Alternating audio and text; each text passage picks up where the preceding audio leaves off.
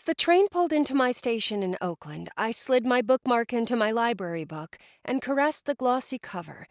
Someday, someone would take me in his arms and kiss me the way the kilted hero of the romance novel had just kissed the heroine, all pent-up longing and a tangle of tongues. Would it be Cooper? Not if he was in love with Jamila Jallow. I looked up from the improbably waxed chest on the cover to see a man sitting across from me, smirking. I rolled my eyes and stood, shoving the book into my bag. If I'd been a guy ogling Playboy, he'd have fist-bumped me. But because I was a woman reading a romance novel with a suggestive cover, he thought he could look down his nose at me. I made sure to ram his elbow hard with my pleather fuchsia purse on the way out. Weaving through the crowd of people in the terminal, I made my way to the street outside. The air was still warm in the September evening, the sun just visible over the tops of the low buildings. I walked briskly along the broad open streets, so different from the high-rise shadowed caverns of downtown San Francisco. I greeted the familiar faces I passed, old Mrs. Lucas clutching her bowling bag at the bus stop, burly Mr. Oliveras leaning in the doorway of his grocery, the little park kids racing their matchbox cars on the front steps of their building. I'd lived in Oakland all my life, and although I'd gone to college and now worked in San Francisco, the East Bay was my home.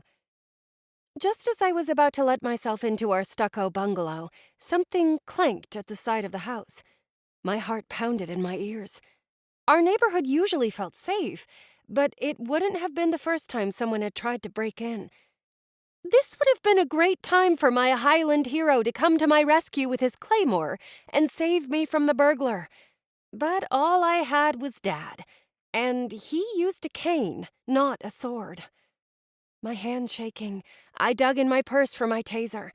I hoped the batteries still worked.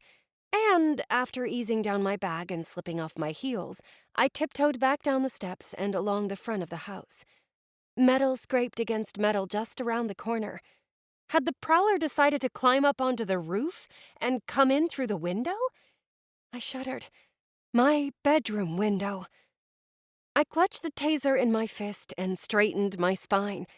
Nope, I wasn't a helpless damsel in distress. I'd taken 2 self-defense classes at the Y. I was armed, and I wasn't afraid to protect myself in my home. Lunging around the corner, I swung the taser in a high arc to catch the prowler in the face or neck as I'd been taught.